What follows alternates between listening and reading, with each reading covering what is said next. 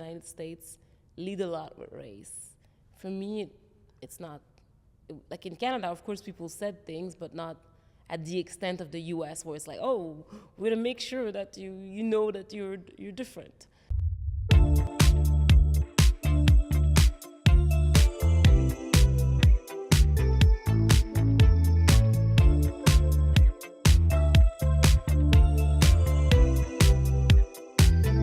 Welcome to Driving Impact. Welcome to the Driving Impact podcast. Today we have a very special episode with Rebecca Berry. She's a movie producer. She's based in Los Angeles, in downtown LA. And today we're going to do something extremely special. She really wants to get to the root of who I am as this podcast host and why I'm doing this. So we're going to do what we call in the industry a reverse interview, where she will interview me to get to understand a little bit more what brought me into this journey with Driving Impact. Welcome, Rebecca. Thank you for being here. I'm so excited. Thank you, Kathleen. Thank you for I'm happy to be here, and I'm happy to ask you the question. So it's a very cool thing. So thank you. We're gonna have so much fun. Yeah. So Kathleen, so you started this thing, Driving Impact, and everything. So you, as a kid, what did you want to do when you were a child? So yeah, when I was a kid, I mean, first off, 2 days ago, my mom just texted a picture to me and my sisters, and it was a picture of me as a baby. And it was interesting because I was thinking about this question, and she said Kathleen was always very happy. I was a baby that was always giggling and happy. And when I reflect back to now, is I always see the silver linings. So when I was a kid, there was a critical moment for me when I was 5-year-old. I was going to a theater school, and we did a theater show, and my role was Mozart. I had the lead actress role of Mozart. Can we see the tape? I don't know. I could search for it, but I think we have some pictures. So basically, I was 5-year-old. Of course, I'm a black Mozart. I have an afro on stage, and I'm playing the role of a man. And there was Marie Antoinette. And it was a standing ovation. Everybody loved it. But for me, I realized that I was comfortable, extremely comfortable on the big stages. And I pulled a lot of energy from performing and in the moment. Like sometimes at rehearsal, I was not that great. But when there's an audience, it's go time. I feel the energy, and it just lifts me up. So one of the things I wanted to be when I grew up was first being an actress, and I tried. I just featured right and left in small movies and commercials. Secondly, I wanted to be a writer. I'm a big love to read. Since a kid, books have really brought me through the different phases of my life. I was obsessed with some philosophy and French authors, because in Quebec, all of our literature, we would find it outside of Quebec oftentimes, which was in France, and then other countries, French-speaking countries, like in Africa or the Caribbean and whatnot. So I was a big fan of Jean-Paul Sartre, and even more of Simone de Beauvoir, and her books, like everything around the existentialism, and especially from the perspective of a woman, which was Simone de Beauvoir. And I just devoured The First Sex, her book, The First Sex and then The Second Sex, and truly understanding more about how you can determine your future in your life. So I read a lot of French literature, was obsessed with it. I wanted to be a writer. I published a trilogy of poems, which was called The Tampon Woman, which talked about the condition of being a woman, but in terms of lived experience, all the things that we go through, having our first periods to giving birth to a child, or children if we so choose, and then the different things we're going to experience eventually, like menopause, and this weird construct. So I was obsessed with that. So as a writer, so I wanted to be a writer. I did it as well. And then I wanted, the third career that I wanted as a kid was to be a journalist. I really wanted to be a journalist. I remember when I grew up to be a bit older, and I was like, I don't know what I want to do, but I know that I want to be able to travel the world and interview people and discovering. I remember I said I want to go to different countries like Japan and Madagascar. I was obsessed with Madagascar. So I think that's really the world that I wanted to live in. And it's funny because fast forward to today, I'm back to what I really wanted to do, which is to be a journalist, to be on stage and to be a writer. after like, 20 years or so in technology consulting and in the world of tech in Silicon Valley, Los Angeles, Montreal, and whatnot. That's cool. So did you feel like there was someone in your family or friends and circle that kind of mentor you or push you toward this kind of like, in a way, artistic direction? Or Yeah, it's a good question, Rebecca. It's a very good question. I think my mom was one of my biggest influence, my mom and my dad. My mom, because we call her in our family, she's the mastermind. She's someone who created her life from nothing. She grew up in a poor neighborhood in Haiti, and she really had to fetch for herself. And at 18 years old, she catapulted herself to Montreal and created herself like from scratch. And nobody from her family was there. And I look at myself, 10 years ago, I moved to Silicon Valley. I did the same thing. And when I left, I told my parents and my family, it's a one-way ticket. I'm not coming back. And because I wanted to follow my dream. And I think I was inspired by the boldest person of a family, which is my mom. And I think how she thinks is that if she has a goal, she's going to achieve it, especially in business. She always thinks 10 steps ahead. She's fearless. She walks on her own drum, and she basically just is gonna do whatever she wants to do.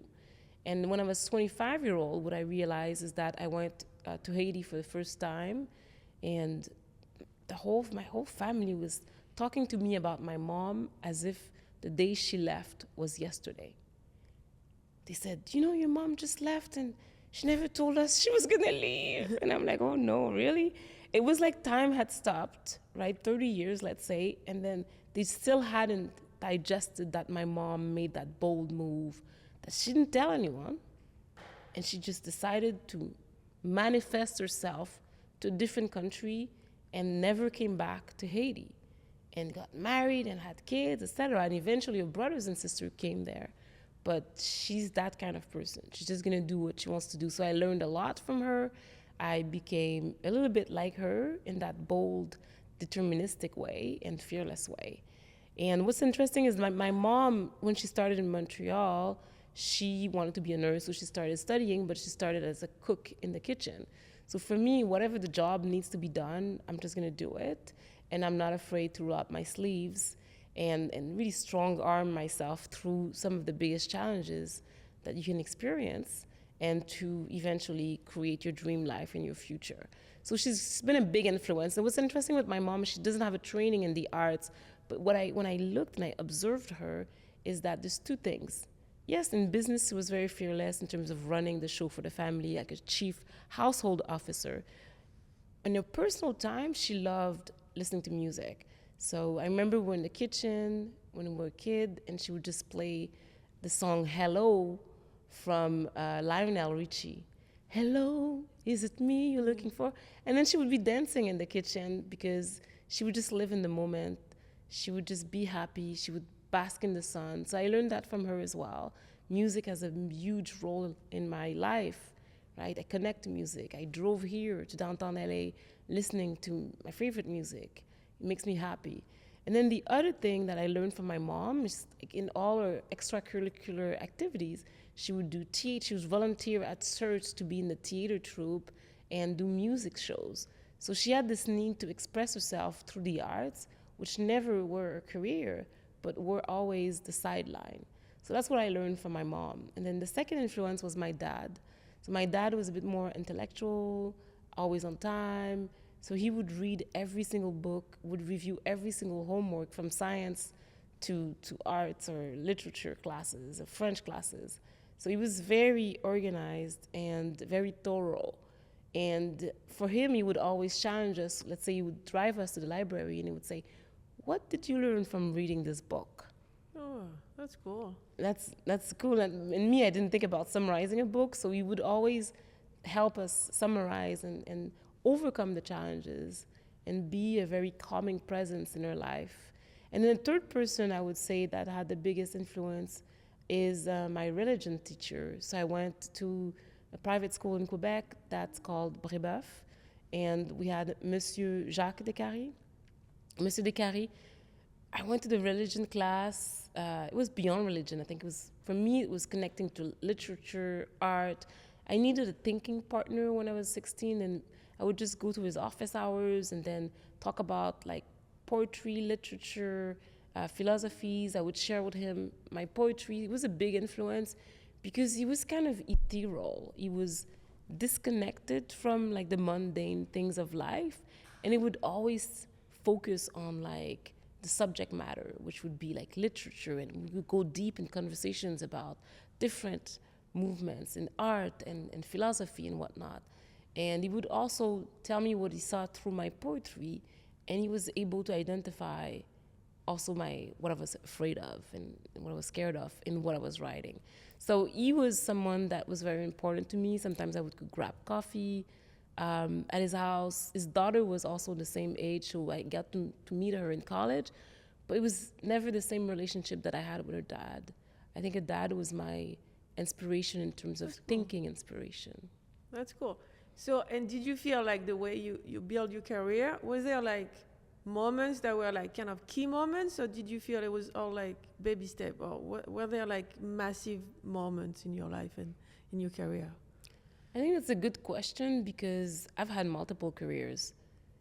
So first, being brought up as, being raised as an immigrant in Canada, and especially Haitian immigrants, you have 3 career choices.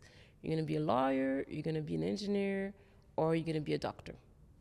Those are the choices. Maybe a psychologist. So eventually I signed up for psychology just to cover it up, but we grew up under a ton of pressure to succeed at school, to go to the best schools, to always deliver. So there was a lot of pressure around that, but through that pressure, I still decided to branch off while covering up what I would do. So my first career, I would say was very early, I was doing poetry shows in theaters in Montreal, and that's what I really wanted to do. And I just followed my heart and my passion while studying, but I was very young, I was 16. Then my second career, and my parents freaked out a little bit about it, is I was a French rapper.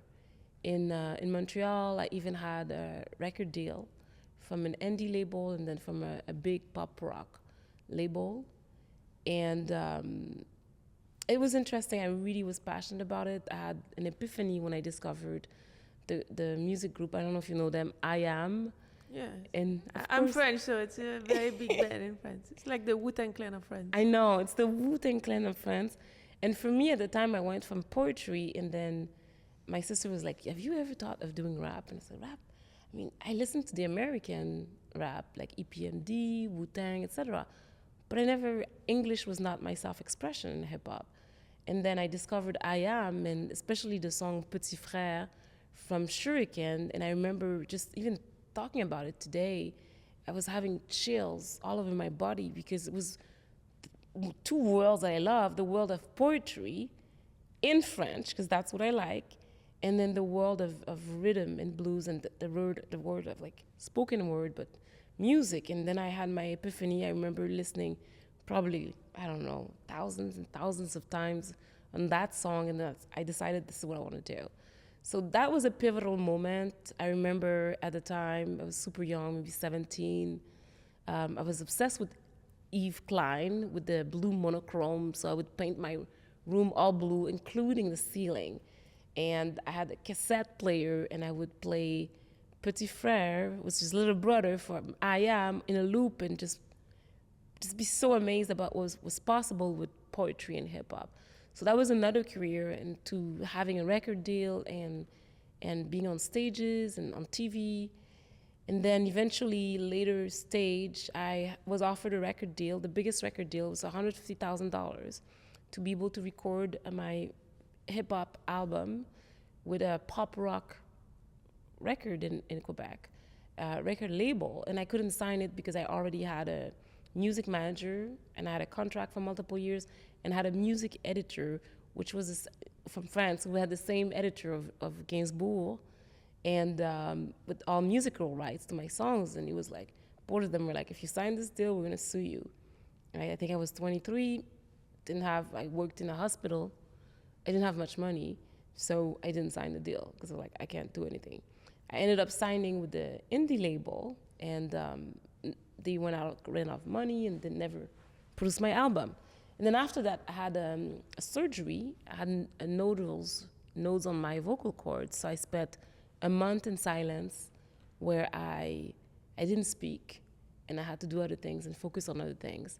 And during that moment, I had finished my bachelor's degree in political science, and I started a certificate in journalism. And that's when I discovered and stumbled upon coding, and you had to learn CSS, HTML, and I got my first job working in a not-for-profit where I would educate people about intimidation, discrimination in high schools and how it leads to genocides. So educating people about the Armenian genocide, about the Holocaust and all the genocides around the world. And then I had to create websites and learn and leverage code to do that.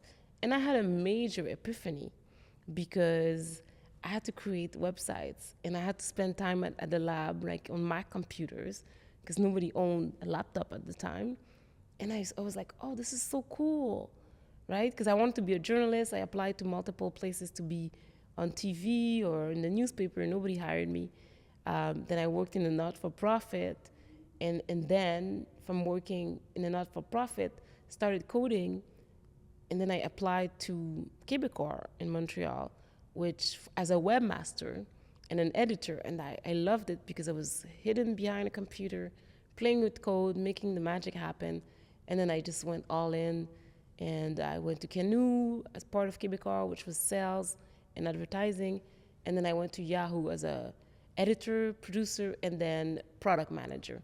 And then the rest was history, because from Yahoo I went to Deloitte, and then after that I launched my company, which was I was a CEO of a mobile gaming startup, and then I became obsessed with Silicon Valley because I had found an investor there, and Google in Montreal knocked at my door, and I said, I want to go to San Francisco. Because I had been trying since Yahoo and I couldn't. As a Canadian, you had to find a sponsor and whatnot. And I went to Google, and then I told my boss in 1 year I'm going to move to Silicon Valley. And he's like, okay, I'll coach you. And then my boss was a Québécois who went to Harvard, but also was a serial entrepreneur, and where he had a couple of companies that worked very well. It's like, I'm going to show you. It was also a VC. He's like, I'm going to show you everything I know. And then a year later, I went to Silicon Valley, worked at Google for 10 years and a half, and then went to LinkedIn and moved to Los Angeles. So that was, and now where we are today, so there were all these moments where I just followed my passion, and sometimes it was very hard because going into Google was super hard because it's like running a marathon at the pace of a race, right? Because my role was very technical, and it was really like the rhythm of Silicon Valley. It was not like, we'll do it tomorrow. Yeah. No, it was super aggressive, but I learned so much, right? I feel like I did my MBA on the internet there, and then re-emerged a stronger professional. And fast forward to now, I'm going back, especially in LA. In LA, I had time, there was COVID. I became a mom in 2020, and there was this massive isolation where you're like, what's going on? And I started in LA to get back into the arts. I remember when I was 5 months pregnant, I started recording songs, set up a music studio. I wrote 6 rap songs, and I don't know if it was the second trimester, but I was like, I'm gonna go and launch an album, and then I bought a blue wig, and then I'm gonna record a video clip, and then the third trimester, I was like, oh my gosh, I'm so tired, I need to deliver my child. But it was this energy at the second trimester, so I went back to my interests and passions, and it was like, I was inspired. And some people say when you're in the second trimester, you wanna reinvent the world, you wanna start a business, etc. That's what happened to me. It was like, I'm gonna do a music album, and then I'm gonna do this, I'm gonna do that. Third trimester, I just need to deliver, I'm tired. And then fast forward to now, when I joined LinkedIn a year and a half ago, very different culture from Google. LinkedIn was a moment of where I owned my voice at Google, but I was really heads down, like making sure that I had to deliver on my sales numbers. At LinkedIn, it's a communication platform, and everybody's posting, and it's a professional network, and I'm coaching executives on how to own their voice. And then someone asked me, he's like, but do you even do it yourself? Which is a bit of a diss, but I was like, yeah. And then I decided I'm gonna start like amplifying my own voice on the platform. And then I developed this appetite of, I want to go back to my dreams. I want to have my own show. I want to have my own podcast. And when I was at Google, I was like, I want to have my YouTube channel. So I had all those different dreams that I always postponed to tomorrow. And then now I decided that tomorrow is now. This is the moment that it's time to go deeper and to drive impact in the world. Yeah, the best time to plant a tree is 30 years ago. The second best time is today. Exactly. So, Voila. So it's funny because when you talk about your life, you did many things. Your career keep evolving, but it sounds like it was kind of made in an organic way. Yeah. In the sense that you did one thing, then you changed it, then you changed it, but you were not like burning everything else. You were just like going from one thing to another and making it like in an organic way. What do you think would be a good advice for people that are like working and maybe they don't know exactly if they like what they're doing, and it's like, what is the best advice for someone to kind of like navigate through their career? Yeah, I think people ask that question a lot because everybody looks at the career like step 1, 2, 3, and 4. What I've discovered in my career is you can achieve your goals, but your goals are not gonna love you back, or they're not gonna. As soon as you achieve the goal, you want to go do the next thing. So I think what's a bit more intentional is to think about the moments when you were in a state of flow, and what are those moments? What are you doing? And for me, it was clear when I write a song. It could be 6 a.m. I just go on and on. I am in the moment when I write a song. When I'm inspired, I just go because I want to finish the song. Because this flow might not come back the same way if you don't finish the song when you're sitting. I mean, at least the first iteration. So I think my advice for people who want to develop their careers, what are you excited about, right?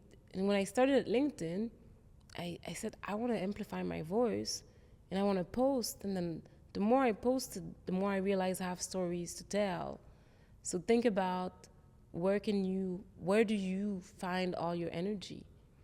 Oprah has this concept, follow the energy. And in our life, there's things that we do that give us a lot of energy, and then things that remove that energy. So what are the moments in your career where you feel like you're aligned with yourself, that the energy is present? And for me, it's like on the stage, like somebody who's like singing my song and I'm like having chills, and that makes me feel alive. It's writing music, writing an article, performing, being on stage, meeting kindred souls, like meeting people that have a similar frequency or vibration makes me so happy. So, and I think becoming a better human, and that's why I want to go back to that. For someone who's developing their career, I think you have the ego goals and you have the deep intuitive goals. The ego goals, it's like, okay, I want to do this, I want to make X money. You're going to achieve them if you work hard and you're strategic. But what you realize when you achieve the ego goals is you're not happier, right? Because there's something that comes with it. Yeah. And when you really follow your flow, when you're in the state of flow, you follow the real self-expression of your soul, I think that's when you find your real career path.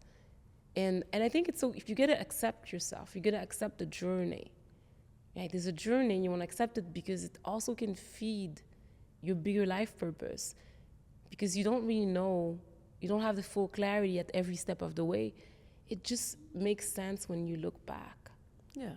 So you had like a multi-steps career. What do you think was the biggest challenges? What were the moments when you were like, oh, that one, I don't know if I can make it? Were there moments when you were like, okay, that challenge, maybe it's very hard, or was everything kind of, it was working? It was so many challenges. Like there's some things, and even as you align with your goals, I did a master's in management, but in e-commerce, and it's law, business, and then engineering. The engineering portion, when I had to do like Java classes, it was like 3 a.m. eating waffles because I just was too tired, drinking coffee at 3 a.m. That was like, for me, it was not natural to code in Java and Python. I liked it, but not to the extent of like doing a career out of it. So you're gonna face challenges, if you can charge through the challenges, there's really a pot of gold waiting for you. So I remember I was in my SQL class, and my teacher, I was struggling, and there was this guy, a French guy. He was like, "What are you doing? You don't even know what you're doing. What are you doing? That's not what the teacher asked." And I was freaking out. I had a major imposter syndrome. And I was like, "I'm done. I'm going to leave the program." I was going to quit. Packed my bag, ran away. The teacher came out, Frédéric. And it was Frédéric Gagné, I think. Frédéric's very nice. Frédéric? Yeah, I mean, I don't know him, but he sounded very nice. He came out and he said, "What are you doing? Where are you going?" And I said, "I'm going home." He's like, "Why?" I said, "Because this is too hard for me. I just don't understand it." He's like, "No, there's an expression in Quebec that says, c'est en forgeant qu'on devient forgeron." Yeah. Also in right? France. Yeah, c'est en forgeant qu'on devient forgeron. I don't know how you translate that in English. It means like the more you do something, the more you become great at it. It's an old expression talking about when they were putting the thing on the horses, like, but really the meaning is the more you do something, the better you get at it. Exactly. And it's funny because Frédéric was also a hockey coach. And then he pulled me, he was outside, we're outside the room. He's like there's some people, I didn't say that he was important in my career, but he was important in my career because he kept me from running away from my master's degree. And basically he said it's by doing, it's by keep going at it that you're going to eventually become good. And then that's all I needed. That was like this hug, spiritual hug that he gave me that kept me in the program, even though this other guy was like bullying me in class, telling me that I was not good. He was the soul that kept me in the program. I finished the program, and that brought me where I am today, right? That helped me. And then I had so many hard moments, right? Working in tech, it was so hard, right? Being in sales, being able to, even performing, in the performing arts, you're in studio all day. So there were all these very big challenges that if you can overcome them, if it aligns with a bigger purpose, then it's going to be, even like having my vocal cords, and I had to be in silence for a month. That was like a whole universe of like, is it what I want to do? Am I really good at it? So you always doubt yourself because you're like, maybe if I don't have the right technique, then I have to do singing classes. So I think my advice is think about the long run. Think about 40 years from now. Let's say it's like, okay, I want to learn how to sing. If you learn how to sing, maybe you're not going to be good for 5 years, but the compounding effect, 40 years from now is going to be helpful. Yeah. Right? So I think if you think about and you make choices not focused on the 2-year goal, but you make choices, let's say coding. 40 years from now, coding is going to help you. Maybe you want to launch an AI-based startup. So I think looking at the long view and not looking at goals, because we always talk about 3-year plan, those are ridiculous because you're building skills. And if you're building the skill now, 20 year, 10 year, 20 year, nobody wants to think about 50 years from now. But I think if you can become a learner, it's going to help you navigate and paddle through the waves of life. So if we recap some of the tips, first is like identify when you're in a state of flow, that you're doing things and you don't even know and have no notion of time or space, because those are the areas of passion. Secondly is c'est en forgeant qu'on devient forgeron. Keep learning, and you get better at it the more you do it. The 1,000 days journey, the 1,000 hours and 1,000 days, the more you do something for 1,000 days, then you're great at it. So the more you do something, the better you become at it, anything that is, right? Sports, coding, music, etc. So just knowing that's a journey, and nothing is instantaneous, right? There's always a journey. I started on stage at 5-year-old. 40 years later, right? I am. I'm comfortable with a mic. I love it. But that was a journey. There was a journey of like singing. There's a journey of acting. There's a journey that brings you where you are. Yeah, I was going to ask you. So you work in tech. You work in like major corporation, LinkedIn, owned by Microsoft, Google, but before that you were singing. Do you feel that the singing brought something to your career, like in the way you were acting, or do you think it brought some of knowledge or confidence or whatever that you use on a job that is not clearly not related to the singing?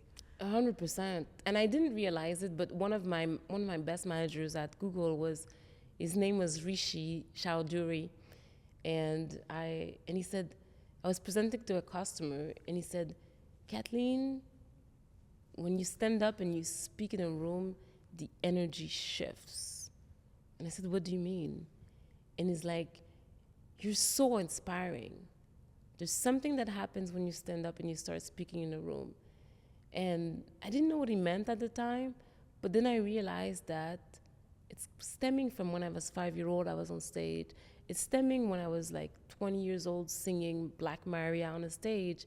It's stemming from all of these experiences of being an actress. All these experiences that compounded will have an impact in my life and will make things easier. Because when I was at Google, it was a business development and sales role, right? And then it's a people business. You have to meet the people. You have to connect with people. You have to be able to speak, inspire, etc. So those are all the skills that I developed in my earlier career that are helpful today. But also writing a song is telling a story, so storytelling, right? And writing a hit song, it's hard if you want to do something that's unique. So writing a hit song, it's like doing a good presentation. Sometimes I take these things for granted when I coach people. I'm like, but what is the story you want to tell? What is your too long TLDR? What is your too long didn't read? And I realized that I'm comfortable doing it because I'm used to writing a hit song, because I'm used to writing a headline of a song, because I know when the chorus is bad, but then I'm managing a team who doesn't know because they haven't spent time writing a song. So I think it's just all those skills that you build that actually helps you become who you are and be more successful in your career. So Kathleen, you've been a leader for a long time on many different jobs. What do you feel are the tips for a leader to be a good manager and be empathetic with their team and the people that work for them? You said it, empathy. I think that's important because you don't know what people are dealing with, and you know that everybody's dealing with something, right? As a leader in this world, you're managing people with neurodivergence. Everybody's going through some pain. You don't know, but you can be managing people who've been through a lot of trauma, abuse. You can manage people who are going through divorces, cheating. So there's all sorts of things that show up, and people are not necessarily going to volunteer the information, right? So I think empathy, and it trickled down, I think, during COVID, where I remember I was coming from mat leave, and then some people have not left their house for 5 months. And if you're a leader who's not self-aware, if you don't have empathy, if you're not able to read the people, you're going to go and talk and maybe not understand that there's something going on that's more important than just talking about business. So I think having empathy and being able to connect with people, to try to understand their world. You're never going to everybody has a unique experience. You're never going to fully know what their world is, but find a common language such that you can connect with the person. Secondly, help the person discover where they want to go in their career. So you have to be a coach, you have to be a mentor, you're going to be a guiding light. So help them build a self-awareness, help them with clarity as well, to figure out where do they want to go, what is important to them, why is it important? Because sometimes everybody has shallow goals, ego goals, and then there's real goals. And then you anchor on the shallow goals and you get there, and then you realize that it's empty at this top, that mountain top that you had created. So I think it's important to coach the people, because you can't show them the experience, but to coach them, to help them understand what is it really they're after, what are you pursuing, and providing the clarity. So sometimes as a leader, you feel like you're a psychologist. So I think that. I think thirdly, I love what Satya Nadella says, a leader is supposed to provide clarity, energy, consistency. So I think it's important to provide energy, because there's a lot of doom and gloom in the world. There's wars going on. Innocent people are being killed, and people are dealing sometimes and living personal wars in their life, and they don't have to volunteer their information. So how can you help them bring the energy in the day-to-day? Because again, any job that you do, some part of the job you're not gonna like it. You're just not. And then some part of the job you're gonna like it. So how do you help them bask in the light? And what I mean by basking in the light is focusing on the parts that they like to try to organize their time where they can put more energy where there's something that they love, and then figuring out how to manage the things, the darkness, manage the things that you don't like, right? I don't know, if you're a coder, it's cleaning code. Maybe you don't like that, but you like to create something new. So, and then also help people understand that, like, develop the maturity to know that there's some things you're never gonna like, and that's okay. Then how do you organize your life, do more of what you like? So I think that's the job of a leader, right? So helping people, figuring out, like, empathize, understand what they like, right? And empathize to understand who they are and what they're about. Secondly, help develop the self-awareness to focus on the right goals, coach them to have clarity in the future. And then thirdly, help them managing their job, knowing that sometimes people anchor on the darkness, but you want to help them anchor and have a growth mindset, anchor on what they like, because what they like is actually what's going to get them to where they want to go, right? The strengths that they have is going to help them leapfrog in their career and advance. Cool. Yeah, so it's like, because you were a leader of several companies. What did you feel was like a tool or some tools that you were using that you feel brought you to where you are right now? Yeah, I think I love design thinking. So I became a design thinking facilitator when I worked at Google. And I think that's a superpower, because you can take any problem and any group and help ideate to find different solutions to the problems. Technically, it's a workshop that can be done in 2 days, but I can do it in 2 hours, 3 hours, just to help people create their future and design their future. So being able to be a systems thinker, a design thinking expert is going to help you really identify the opportunities, but also be able to be a problem solver. I think as a leader, you have to be able to figure out how we're going to get to the solution, but also, and you don't have to have a solution. It's like the collective is going to come with the solution, but also as a leader, you want to be able to understand what the problem is. It's super important, right? So to do research to understand what is the problem. I like to leverage the 5 whys.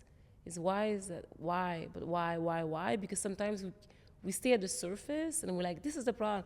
No, but what is the root cause? So being able to do a root cause analysis helps you peel the onion of the situation you're facing, and then you can go deeper and not solve for the shallow and the superficial problem, but really go at the root of the problem, and then you can solve for the right thing. So, and I think number 3, I would say, how do you get things done? There's a book I love that my little sister showed me is better than before. And she said, read this. And then you have to understand your working style. There's some people who have a working style that is like they're chipping away for months on a project. And there are people who like, they just charge through. My working style is charging through. Because you have to figure out, and there's different things, right? Insights discovery can help you find your personality type, or Myers-Briggs, 16 personalities. There's all these tools. And when you do personality testing, what's interesting is you can understand what part of work do you like. Do you like more? And it's interesting because when you manage people, you have to understand also what is their superpower. Some people like to spend a lot of time analyzing, right? I manage a sales team. Some people like to analyze, build framework, etc. They didn't like to pitch that much, right? So then how can I help them spend more time analyzing, build the frameworks for the whole team, and then when they build these frameworks, then the team can pitch them. And then making sure they still pitch the frameworks, but in a way that they're becoming like consultants in the team. And that gave them a lot of energy. So that's another superpower. So I think for me is I understand my work style is I'm a charger, so I just need to charge through. So if I have a strategy, I'm probably gonna do it in 2 weeks, right? And then I'm gonna keep iterating after, but that's how my work style. I'm just gonna go in, go out. Oh. So understanding this, and if you're a charger, and then you work with people who like to chip away for 6 months, then you're gonna have a problem because the chipping away is like, it's gonna get done. You're just gonna get tired of like the chipping away, but you have to communicate how you work. And then that you need to have for me, I need to have an MVP very quickly. Just for this podcast, I'm not gonna chip away forever. I'm gonna get a couple of episodes, and then we're going to release, and then we're going to keep chipping away, because that's a project that's a bit infinite. You can have an infinite number of episodes. And for me, I like to get things done. I need to be able to touch, feel, and complete a project. Got it. So going back to your career in the tech world, so you're in Silicon Valley, and most of the people are like guys, and you're a black woman. You're born in Canada. Your first language is French. Did you feel that the fact that you were different, was it a pro? Was it a con? Did you think that it allows you to think outside of the box because you were not raised the same way and you were like different in a way than most of the people? Not all, but most of the people? Yeah, I think it's a great question. I try to have great questions. Thank you, Rebecca. I think I didn't know I was different until I was different. I think moving to the US from Canada, people made me feel that I was very different. And it's like, I think race, people in the United States lead a lot with race. For me, it's not, like in Canada, of course, people said things, but not at the extent of the US, where it's like, oh, we're gonna make sure that you know that you're different. And it's just something, it's just in the culture. That's my personal experience, that people had to remind me that I was black, that I was very black, right? In terms of my skin color is very black. It's not, okay, if you wanna insist on that. And then people ask me things like, are you more French or are you more black? And where are we going with this conversation? So I think people spend a lot of time around the identity, and especially like racial identity. And when you study anthropology, you realize that race is actually not applicable. There's the human race, there's the dog race, right, and there's breeds, but there's a human race, and then there's different ethnicities. But I think there's a separation there a little bit everywhere. I think for me, I felt different. I always thought my difference was my superpower, and I liked it. But I also felt different because I was an artist, a former artist, very creative person in the world of tech. And the world of tech, it's engineering based first, and the companies that were creating by engineers, so you have to think like an engineer. And in the end, I think I bring a lot of creative problem solving, and I didn't realize that. And that's why I was flocking around design thinking, because it was a good way to be creative. And I came up to tech with a lot of different ways to solve a problem that really accelerated my career drastically. But if you would have asked people, why is Kathleen able to solve all these problems, they would not say, oh, because she had all these different careers before she was an artist. They would just say, oh, she's good at it. But it's my journey before brought me to become very creative in terms of being a creative problem solver. And then I'm different 100%. And what I've learned is like to change the narrative and to be able to bring my difference to the table and triple down on that, right? If I would introduce myself to someone, I would say, hi, my name is Katheline Jean-Pierre, and sometimes I'm French-Canadian from Haitian origins, and how it's gonna show up. It's sometimes my accent is gonna go to the roof. Sometimes I'm not gonna know what you're talking about when you talk about football and baseball. Sometimes there's French words that are gonna be thrown in the room. But what I promise is you're gonna have fun, you're gonna be entertaining, and I'm gonna solve your problems like nobody before. So, and then we were able to build and create some very productive relationships. We're able to get things done, like really like, I got my teams to triple-digit growth when the average of some programs were double-digit growth. So extraordinary performance based on unique problem solving, lateral thinking, system thinking, creative problem solving. That's coming from having multiple careers, coming from speaking multiple language, coming from living in different countries as well. And I do think that's a key differentiator, that if you just stay at the surface and like, who's this? Why is she speaking like that? You don't get to the richness of diversity, equity, and inclusion. Is the contribution of my contribution has been tremendous in my scope in tech. Because I come and I solve problems in the ways that most people don't think about solving. And it could be nerve-wracking for other people. It's like, why? But why do you want to do this? So I think I had to like help people decode me and I had to spend a lot of time decoding people. And in the end, I gave them extraordinary results. Yeah, which is the only thing that matters in the end. That's what I think. Yeah, that's also what I think. I think the results matter. I think people flock around people they're extremely comfortable with. So I had to learn how to make people comfortable. And it was humor, sometimes different, sometimes it's decoding myself for them in advance such that they could understand me and not be like, who's this? How am I don't know. Because there's a discomfort sometimes because people are just so afraid of like saying the wrong thing when they're around someone who's different. Oh, interesting. So you have a career, you have several careers, and on top of that, you became a mother a few years ago. Yeah. What do you feel was the impact on your motherhood, on becoming a mother when it comes to your work and your relationship and your career? Yeah, that was a big, big one because there's becoming a mother and this journey to becoming. And the outcome is like I have a son and I delivered, but the journey was very hard. In 2017, I had a miscarriage and I was pregnant of 12 weeks. It was very, very painful. And then a couple of days later, I went back to work and I didn't take the time to grieve, right? And then after that, we relocated to Los Angeles because we wanted to have a better, no commute or limited commute and have a better balance such that I could become a mother. And then we had a long journey of IVF, which is taking a lot of hormones, 4 or 5 cycles. So that journey of becoming was a hard journey, and it was very hormonal because you pump yourself with all those hormones.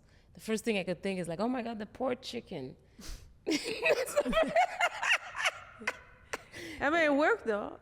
It worked, but it leaves you with an impact that will never leave you. Yeah, the chicken, they do that, then they die. Then you I'm get a still baby. alive, The yes. result was more fun than for the chicken. I think the journey was that doing all these rounds of IVF, and I became very hormonal. And then at work, I didn't tell my boss, and my boss was like, I was in a one-on-one with him, and I'm not someone who's gonna cry in a one-on-one. I started crying, and it was like, what's going on with this woman? I should have told him what I was going through, and even today, I have a hard time saying, hey, I'm doing this. I should have told him, and he told me, you should have told me, right? Because overnight, when I was doing my IVF, I started crying in my one-on-ones, and I was like, what's going on with her? And it was all the hormones. So I think the journey of becoming a mother made me more empathetic. I was always teary-eyed. I also had, after I delivered, I discovered I had postpartum depression. And then I looked into it. 40% of women have postpartum depression.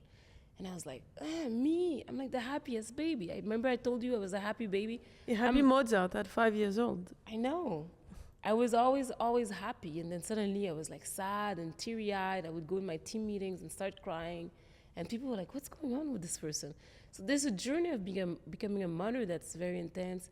And then you become very sensitive, very protective.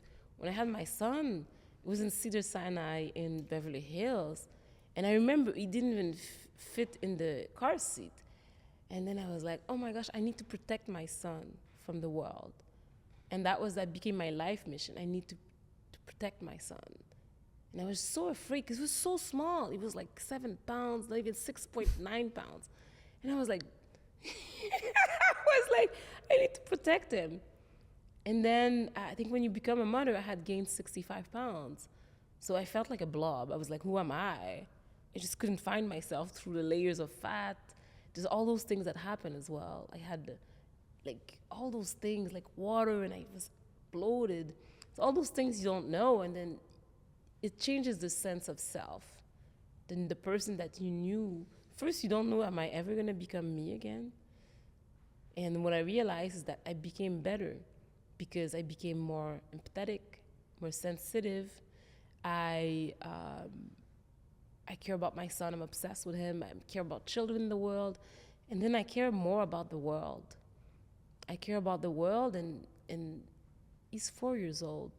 By the time he's 30, if we don't change, if we don't take the actions to be able to turn around the climate urgency, he's not going to be able to live in this world the way that we've grown up and we lived. So do you think that basically if you wouldn't have had a child, you wouldn't have created Driving Impact? Probably not. Interesting. Probably not. So Because that had a huge impact yeah, to create Driving Impact. Listen, I think maybe it was part of my karma that I had to have a miscarriage, that I had to go through all those hardships, IVF, to become sensitive. Because it's something that I realized recently when I was a writer at 17, I was very intuitive. And recently my intuition came back. And I woke up and I was like, what happened? I think going through tech and engineering world where you're like a little bit of a machine, it's like, you're gonna drive this and drive that and make your numbers, and I was managing like $800 million, almost $1 billion, right? So you gotta wake up and do whatever you need, like drink all the coffees to be able to show up, to be able to deliver in tech. And everybody's obsessed with being number one or being the top or just to get promoted is just this tremendous effort. So becoming good in tech, I think slowly but surely I got disconnected from my intuition. Because as a writer, I would write songs in an automatic fashion. And I remember I wrote a song which was called The Daughter of the Snake. My parents looked at each other and they said, how does she know? And I'm like, how do I know what? And they said, well, your grandfather, his symbol was a snake. And I'm like, what do you mean? And anyway, long story, my grandfather was a Voodoo Priest. And his symbol was Dembala, was the serpent. So why I'm talking about this is because I was very intuitive when I was a writer and when I was a creative. And then going to tech, my intuition kind of disappeared from the coffee and the wine and the food, whatever you do to kind of like feel good and to keep going. I became desensitized. And then becoming a mother, moving to Los Angeles, doing the IVF, having this postpartum depression, my intuition came back. Interesting. And now I realize, oh my gosh, what are we doing? What am I leaving for not just my son, but everybody? I care about all the children. What are we leaving to our children? What are we doing? And then that made me pause and realize, listen, what's happening in the world is very scary. So I'm guilty of sometimes putting my head in the sand and just running away. I don't want to know about it. I don't know how. And with Driving Impact, I'm taking the courage and I'm having the courage to go into these uncomfortable areas, right? Climate urgency, and that we don't want to deal with it because it's overwhelming. I don't understand it. I don't know who is saying the truth. I don't know who to listen to, right? When we look at climate urgency, the future of cities, the future of food, everything that's racial equity, another hard topic that's like, we're gonna talk about this and it's like, it's gonna bring me down. So how do we make it digestible? How do we invite the right speakers, right? And if the audience has ideas, how do we invite the right speakers who are gonna bring information? And maybe some of them are gonna contradict each other, but that's part of life.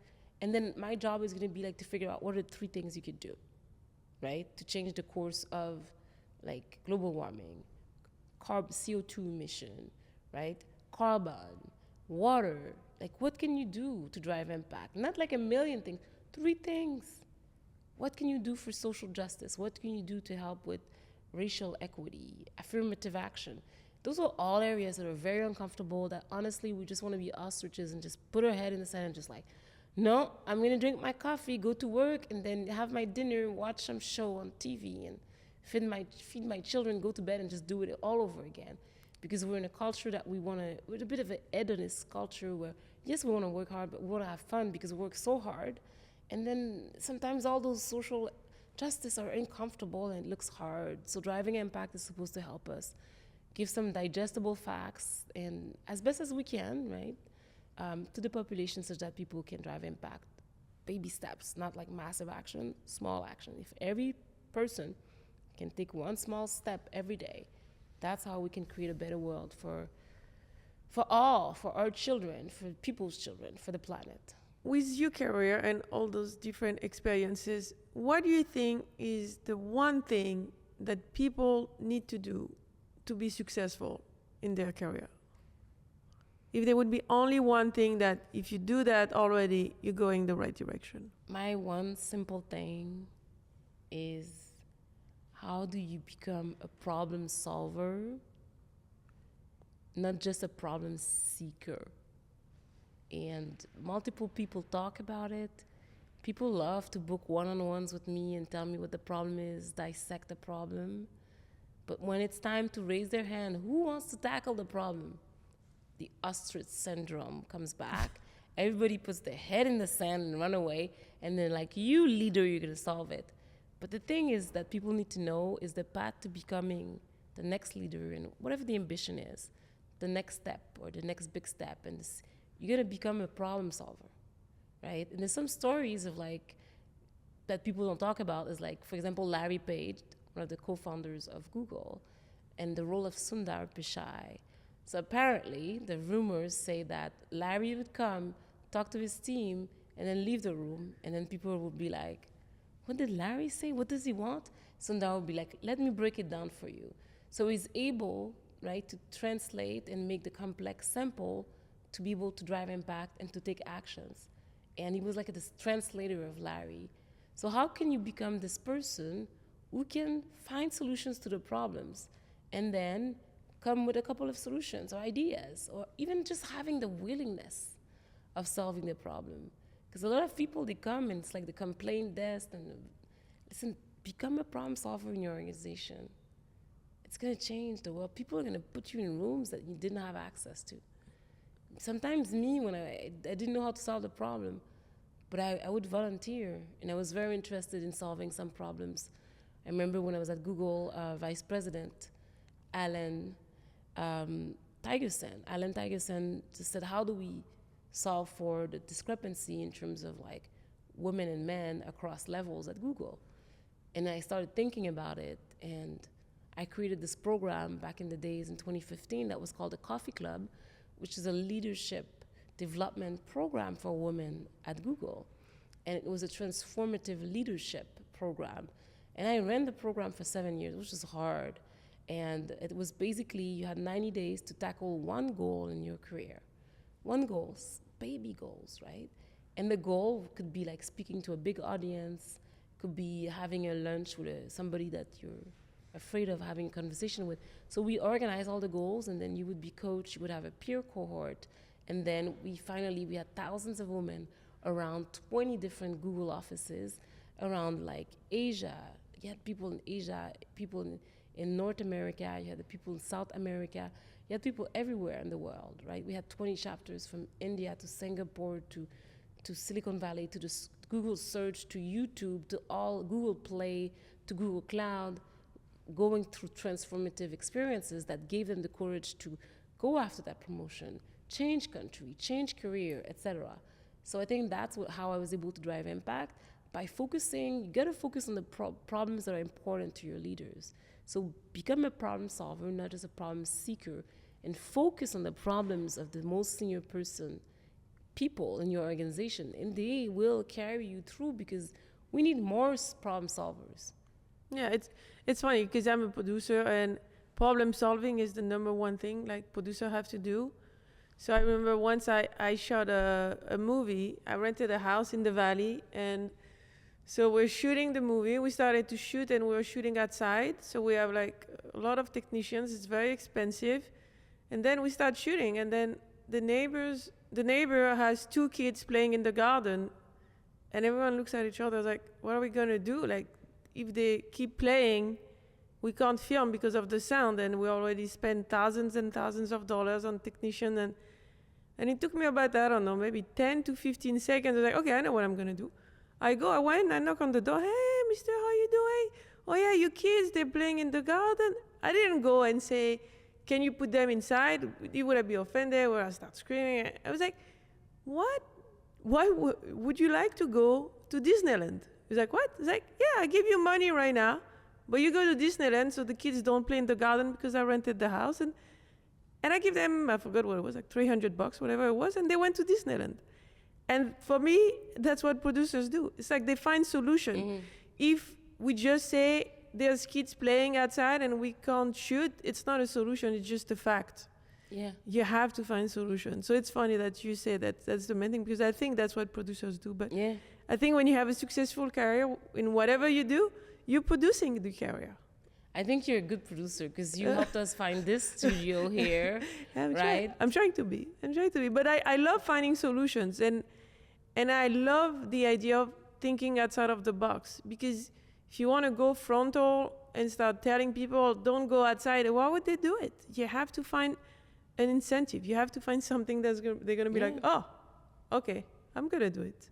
So going back to your career, what do you think was the biggest thing you learned from it so far? I learned that I could do anything. That's a good lesson. Because I've done that like almost everything, right? If I had to, I would become a coder, but I was like, if I don't have to. I mean, I did jobs where I had to code. So I learned that I could do anything. I'm not passionate about everything, but I could pretty much do anything if I want to, but I have to want it. Yeah. And I have to be willing to put in the work. And I'm talking like beast mode work, not like 1 hour here and there. No, I'm talking like 16-hour days where it's like, that's all I do. Like, I can do anything. And I think anybody who's able and has access could do anything if they're willing to put the work. And you need to have some background, right? You have to be able to read, I guess, to code or whatnot. So I think everything is possible if you are willing to work for it. But it's not sustainable always. Sometimes working hard is extremely, extremely painful. Yeah, and can you like list like 1 or 2 moments that you were like, I made it, like something that you achieved that you were like, you knew it was going to be hard or whatever, and you worked so hard that then you got a real success out of it in the sense that you achieve your goal? What was the thing that you were like, wow, that's amazing that I did it? Yeah, I think moving from Montreal to Silicon Valley was a big move for me. Big move, because it was a dream. I had a dream board that I manifested when I was in Montreal, and I said, I'm going to San Francisco. It's non-negotiable. So when I moved, I was like so happy. I was just, I did it. Yeah. I think that was a big milestone. I think another one was, getting promoted at Google a couple of times. It's hard, right? To some of the senior levels. That was exciting as well, because it was a big deal. And coming to LinkedIn was also as a senior director, which is the managing director between director and VP level, was also a big deal, because I was in a program at Google for level 7 women, which are like just under director, where we had to visualize getting to that director level. And then I think a couple of months later, I got the job at LinkedIn. And when I was leaving for LinkedIn, my VP said, which director job do you want at Google? I said, this one, but I feel like I have to try something new. And I'm so happy I tried, and I left Google, because LinkedIn was the beginning of this, is leveraging, amplifying my voice again. And that's uncomfortable in some shape and form, but having the courage to own your voice, not for you, but for all the people who need to hear the message, for all the people who are inspired by your voice. And sometimes it's women of color, sometimes it's Black women, sometimes it's men, sometimes it's neurodivergent people, whoever that is. Some people are passionate about your stories and your Can I voice. ask you, what is a neurodivergent person? Because you said it twice, I don't know what it is actually. Yeah, it's a good question. So there's neurotypical and neurodivergent. Neurodivergent is a person who just wired differently neurologically. So you could be ADHD, you could be having Asperger, you can be on the autism spectrum, you could have different types of like bipolar. There's a slew of neurodivergence. But I think it's important, because if you can tap into it, it could be a superpower. If you don't have access to all the help and the care to direct that divergence, then it could be a huge hindrance, right? For example, for autism, there's a lot of people who are not autistic, people who cannot get jobs. They probably were not diagnosed. They probably didn't have access to all the services available. Their parents, maybe they never navigated the system. A lot of autistic people can't speak. But if you can go through the different levers and levels, Like my son is ASD level 2, and we caught him very early. So now he speaks, he's developing extremely well. But we're atypical as parents. We became obsessed with finding all the care and like triple down on speech, triple down on all the therapy. And now he's at the level of any kid, and he's almost 4. So, but not everybody has access. Not everybody has parents who know how serious this is. So it's providing access to people and then managing neurodivergent people, even if you don't know that they're neurodivergent. People don't want to tell that because they don't want to be like, it's like the scarlet letter. Sometimes people are judgmental in organizations. So being able to know that, listen, this is how I'm going to manage this person. I'm going to help them thrive no matter what. I don't need to know color, where they're coming from. The neurodivergence this is my person. I'm going to help them succeed. Cool. So now that you're working on driving impact, what's your goal in the sense of your legacy, and what's the next step for you when it comes to driving impact? I think the goal is turning around the trajectory of the climate urgency on the planet, right? So we don't have a lot of room. We have 10 years maximum to be able to turn around the trajectory. Then we're going to reach a point of no return, and the moment is now. And oftentimes, like all the ostrich syndrome we talked about, we don't want to hear about it, we don't know what to do, we get overwhelmed. There's people dying from wars, and there's like the heat, like it's happening all around us, and we don't know where to go, we don't know what to do. So I think my goal, it's not about my legacy, it's about how do we help educate while I'm educating myself. It's like I'm an instigator, I'm trying to figure things out, I don't know things, and I've just decided today is the day that I'm going to stop not knowing and hiding in the shadows, hoping somebody takes care of it, and I'm going to be part of the change that I want to see in the world. And I'm trying to make it digestible. How do you make a topic that's not necessarily easy to digest? How do we help people easy to digest? How do we help people take action? Also, we want to make it a little bit entertaining, because maybe more than a little. Maybe we can make it totally entertaining. Let's create a movement. Let's make it entertaining. And Rebecca, and Becca is spiritually with us. She's in Montreal. It's her birthday today, by the way. Oh, I'm gonna text her. But it's like, I think when things are digestible and entertaining while being important and interesting, then I think people react way more than when you lecture them, obviously. Yeah. Because people don't want to be lectured. No, but listen, people scroll on all the social media platforms eternally, right? People spend I don't know what the stat is, but 3 or 4 hours a day. 3 or 4 hours on social media. Yeah. Why don't you spend an hour driving impact? Even 15 minutes. Even 15 minutes. I know. Then you can go back to your dating videos or whatever you're watching, or your dog. All those things, all those movements, the dancing videos, the twerking videos. Let's take 15 minutes to drive impact and save the planet. Because listen, there's going to be no more twerking videos if we don't turn around the trajectory, right? It's just what it is. So we have to figure out who are the change makers, who are the people who are going to help us absorb the carbon, who are the companies that need to put a brake somewhere, and how can we drive impact and educate ourselves as a collective. Like driving impact is a collective. It's not about me. I just feel guilty about not doing anything other than composting and driving an electric car. But I want to have bigger impact. And I think that's where I am in my journey. I've achieved a lot of my ego goals. Now it's time to save the planet. That's a big goal. Let's do it. Thank you. I think... Thank you. No, my pleasure. I'm happy that we know more about the goal and the objectives of driving impact. So I was very... thank you so much. Thank you so much, Rebecca. Thank you for your contribution, which has been pleasure. Tremendous in getting us back into the world of movies and broadcasting and figuring things out. I'm super excited about the journey. I hope we can all drive impact together. Sounds good. Thank you so much. Thank you. Thank you. Bye-bye. Bye.